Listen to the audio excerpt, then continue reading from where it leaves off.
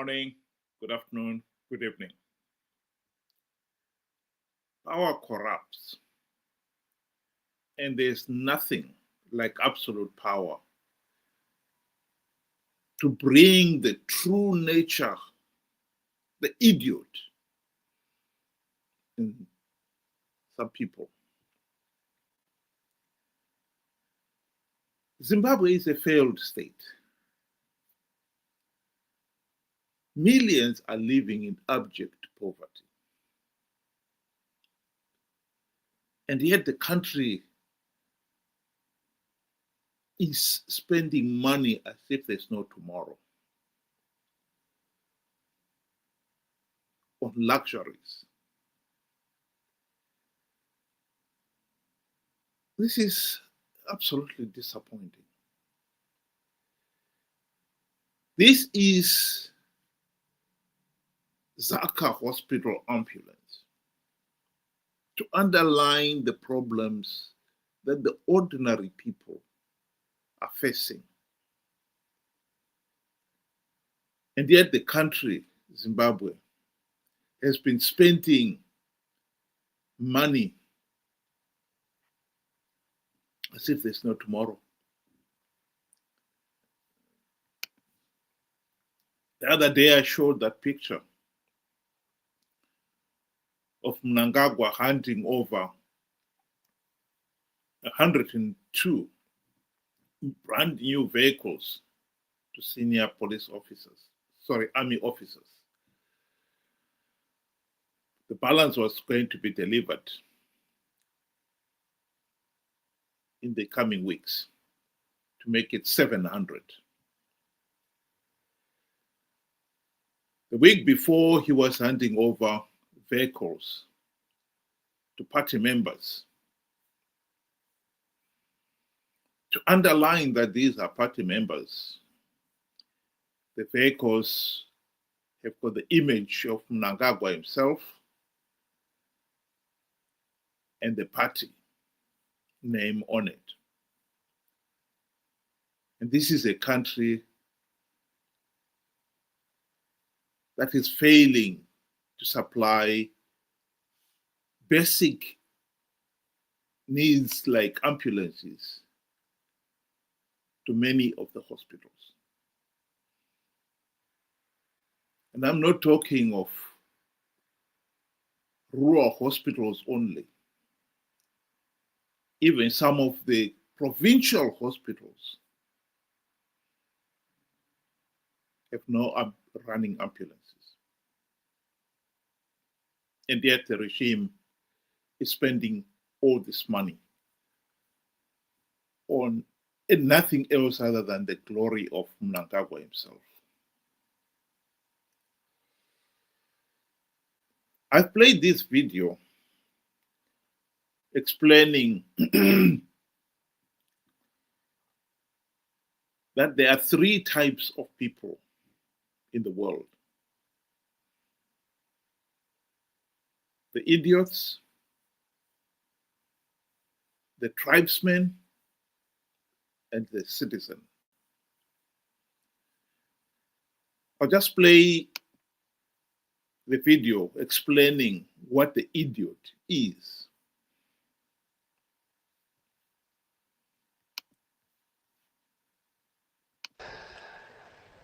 That there are always three kinds of people in any given society. This threefold distinction has been noted and made by notable sociologists and public intellectuals. But this threefold distinction of the three kinds of people, it was first identified and first stated by the supporters and founders of democracy in ancient Greece.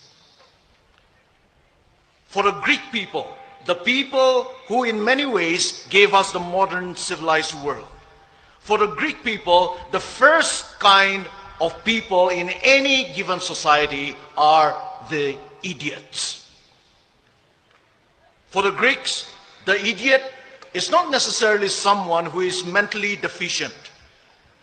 Rather, for ancient Greek people, the idiot, they said, is someone who is a totally private person, a totally self-centered person, and a totally selfish person. They called him the idiot. The idiot, he is always out for his personal gain and his personal interests. He does not have a public philosophy. He has no knowledge, no skill, no character, and no virtues to be able to live and to be able to contribute in a flourishing society and community. He's all out for his personal pleasures and for his personal treasures.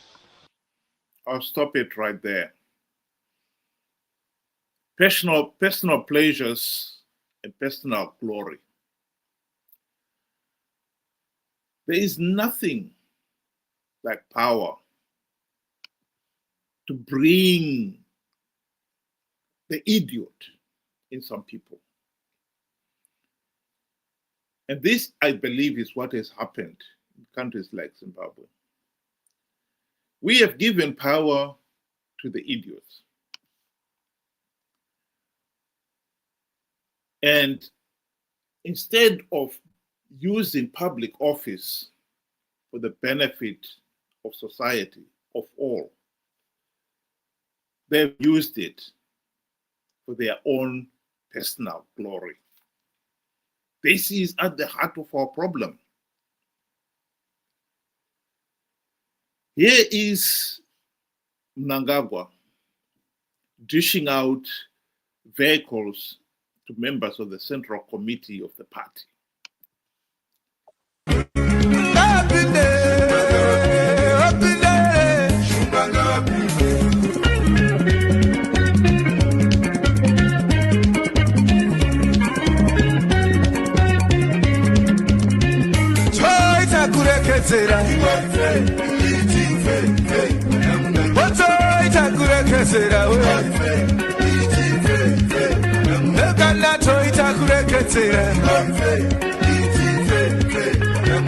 Chopenya, ana munanga kwa wakomana.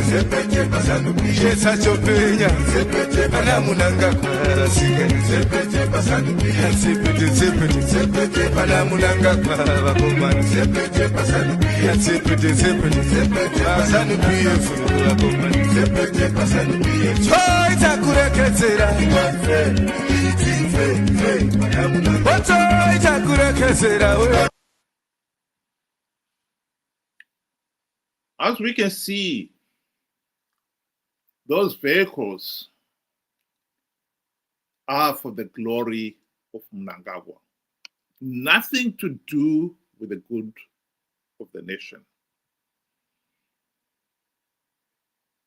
He has become obsessed with his retaining power at all costs, that he is spending a fortune buying the votes and support of his fellow ZANU-PF members, of the public, and even ordinary citizens.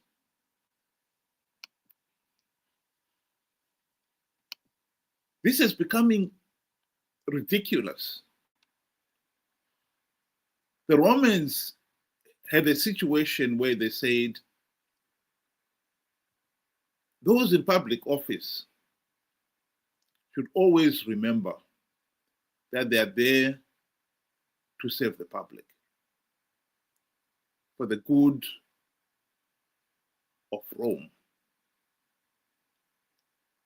And yet in Zimbabwe, I think we can honestly say that Mnangagwa is in public office for the glory of Mnangagwa.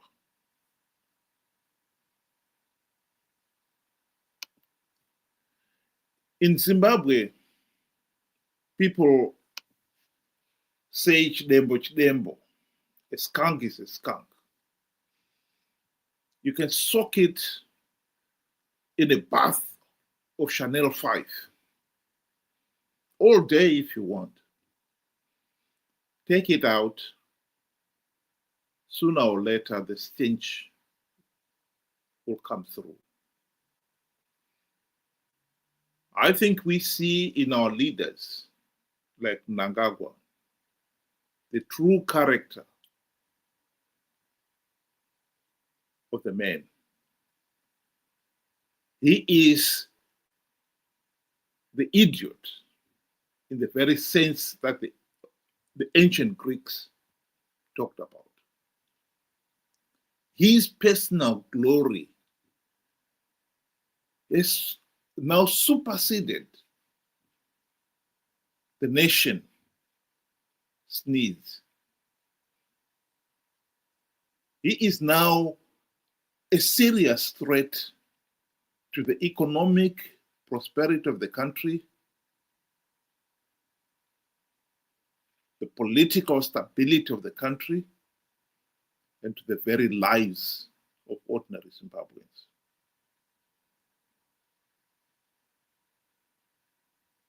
Power corrupts,